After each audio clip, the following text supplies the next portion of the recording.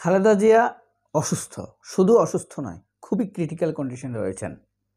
এই জন্য দায়ী কারা, সেই প্রশ্ন এসেছে, প্রশ্ন আসবেও। তার দাবি করা হয়েছে লিভার সিরোসিস। পিনাকি ভট্টাচার্য আজ থেকে ৮ মাস আগে একটি ভিডিও করেছিলেন। সেই ভিডিওতে তিনি স্পষ্ট বলেছেন, খালেদা জিয়ার যে অসুস্থতার রিপোর্ট পিজি হাসপাতাল দিয়েছিল তখন, সেখানে লিভার সিরোসিসের বিন্দুমাত্র কোনো অপশন ছিল না। অর্থাৎ খালেদা জিয়ার লিভার সম্পূর্ণ ভালো ছিল। এই অল্প সময়ে কোনো মানুষ লিভার সিরোসিসে আক্রান্ত হতে পারে না। অর্থাৎ তাকে স্লো পয়জন প্রয়োগ করা হয়েছে। এই বিষয়ে মির্জা ফখরুল, ডাক্তার জাহিদ, তৎকালীন ডিজিএফআই এরা সবাই দায়ী। এরা আরও বেশি দায়ী, কারণ হলো হাসিনার পালানোর পরেও ওই রিপোর্টের উপরে ভিত্তি করে বেগম খালেদা জিয়ার চিকিৎসা নিয়ে কোনো তদন্তের দাবি তারা করে নাই। এই দুইটা লোককে আমি মারাত্মকভাবে দায়ী করি। একটা হলো আমার শ্রদ্ধা থাকা সত্ত্বেও মামুনুল হক, আর একটা হলো মির্জা ফখরুল। মির্জা ফখরুলকে কখনোই দেখি নাই বিএনপি গুম খুন হওয়া লোকদের জন্য তদন্ত রিপোর্ট করতে, এই দাবি করতে। আর মামুনুল হককে কখনো শুনি নাই হেফাজতে যারা শহীদ হয়েছে বা নিহত হয়েছে, যাদেরকে হত্যা করা হয়েছে, তাদের বিচার চাইতে আমি কখনো তাকে শক্ত অবস্থান নিতে দেখি নাই। যাই হোক, যেদিন বেগম খালেদা জিয়া অসুস্থ হয়ে শেষবারের মতো হাসপাতালে যাচ্ছেন, তার আগের দিনই আবুল সরকারকে অ্যারেস্ট করেছে পুলিশ। ধরেন ছাত্রদলের সহসভাপতি, কেন্দ্রীয় নেতা আমানুল্লাহ আমান খালেদা জিয়ার জন্য দোয়া না করে সে গেছে আবুল সরকারের মুক্তি চাওয়ার জন্য।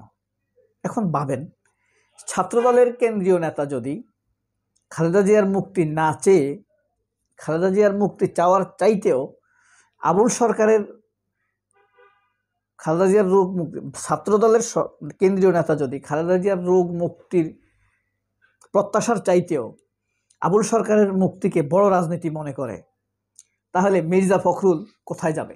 শিখা চিরন্তনে যাবে, কালী মন্দিরে যাবে। মির্জা ফখরুল কোথায় যাবে? মির্জা ফখরুল যাবে চার্চে যাবে। দেখেন, খালেদা জিয়া অসুস্থ, সারা দেশের মানুষ একাকার, তার জন্য দোয়া কান্না কে না করেছে বলেন? আমি আমার বুকটা দেখাতে পারছি না, দুঃখ তো আর দেখানো যায় না। আমার পরাণ পড়তেছে, সোজা কথা, মানে ঘরোয়া ভাষায় যা বলি, আমার পরাণ পড়ে। আমার মেয়ের সাথে আমি এই কনভারসেশন করতাম।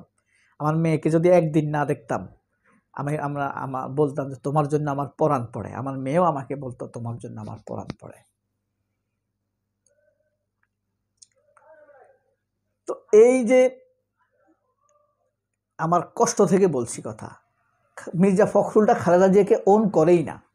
মির্জা ফখরুল বলেন, রুমিন ফারহানা বলেন, এই যে মাহবুবুর রহমান বলেন স্থায়ী কমিটির সদস্য, তারপরে আপনার শ্যামা ওবায়েদ, এখন যে তারেক রহমানের উপদেষ্টা আছে, এরা সব হইল ডিজিএফআইয়ের অ্যাডভাইসড করা বিএনপির নেতা। তখন ডিজিএফআই মির্জা ফখরুলকে চাপ দিয়ে বলতো একে এই পদ দাও, ওকে এই পদ দাও, ওকে এই পদ দাও। সেই পদগুলোতে এখনো রয়ে গেছে। বিএনপিকে যে ভালোবাসে, যারা ভালোবাসে, তারা দেখে দেখে এদেরকে ধীরে ধীরে সরিয়ে দিতে হবে, অথবা অন্য কাজে দিতে হবে। ডিসিশন মেকিংয়ে জাতীয়তাবাদী ছাড়া অন্য কাউকে রাখা ঠিক হবে না। যদি তা না করে, তাহলে নিশ্চিত থাকেন পথে ঘাটে সমাবেশে মির্জা ফখরুল, আমির খুসরুরা কি যে অপমানিত হবে। জুতা খাবে, পাথর খাবে, ইট খাবে, বাড়ি খাবে। তাদের জন্য আছে অপরিসীম লাঞ্ছনা গঞ্চনার ভবিষ্যৎ। আমি বললাম, আমার চোখে আমি দেখতে পাচ্ছি। সাধারণ মানুষ ক্ষেপে উঠবে, বিএনপির সমর্থকরা ক্ষেপে উঠবে।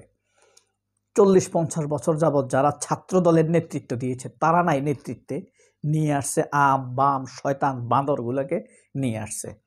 যারা সারা জীবন খালেদা জিয়ার পিছনে লেগেছিল, তাদেরকে এনে এখন পরামর্শ করছে। সেই ডিজিএফআইয়ের মির্জা ফখরুলের পরামর্শ মোতাবেক, ডিজিএফআইয়ের ভারতের রয়ের পরামর্শ মোতাবেক মির্জা ফখরুলের সেই কাজ এখনো চলছে। আপনার পিনাকি ভট্টাচার্য একজন স্বাভাবিকভাবে ভিন্নধর্মী মানুষ। তার খালেদা জিয়ার জন্য সে যে আবেগ ঘন মন্তব্য স্ট্যাটাস দিয়েছে, তা বিস্ময়কর, হৃদয়কে আপনার নাড়া দিবেই। এমনি আমার মন খারাপ, ওইটা পড়ে আমার কান্না চলে আসছে। ইলিয়াস হোসাইন খালেদা জিয়াকে যে কি ভালো, ইলিয়াস হোসেন কোনোদিনও বিএনপি করে না, জামাত করে না, কোনো দল করে না, সত্য কথা বলে বলে বলে, এই কারণে আমরা মনে করি ও বলতেছে ওর পক্ষে যাচ্ছে, ওর পক্ষে। ইলিয়াস হোসেন কোনো কনক সরোয়ার, তাদের স্ট্যাটাস দেখে আপনি পড়লে আপনার মন উথাল পাথাল করে উঠবে। ডক্টর ইউনূস উপদেষ্টা পরিষদে দোয়ার আয়োজন করেছে। এই ফখরুল্লাহ বাস্টার্ডের জামাই, ইতরের শ্বশুর, সে এখনো দলীয়ভাবে কোনো দোয়ার আয়োজন করে নাই। আমার খুবই ক্ষোভ লাগছে, কষ্ট লাগছে। এই যে ধর্ষক আমানুল্লাহ আমান, ছাত্রদলের, আবারও বলি, ছাত্রদলের কেন্দ্রীয় নেতা, গুরুত্বপূর্ণ নেতা, আগামীতে হয়তো সেক্রেটারি বা সভাপতি হবে, ধর্ষণের দায়ে কিন্তু সে অভিযুক্ত। খালেদা জিয়াকে আগের দিন অ্যারেস্ট করল, হাসপাতালে নিল, এটা নিয়ে তার কোনো মাতামাতি নাই। সে আসছে ওই আবুল সরকারের মুক্তি নিয়ে। মির্জা ফখরুল খালেদা জিয়া নিয়ে কথা নাই, সে আবুল সরকারে, সে দেশের মানুষকে উগ্র বলে, ইমামদেরকে সে ধর্মান্ধ বলে। এর জানাজা পড়ানো উচিত না মির্জা ফখরুলের। আমি তো আর হুজুর না, আমি এটা ফতোয়া দিচ্ছি না, আমি রাগ থেকে বলতেছি।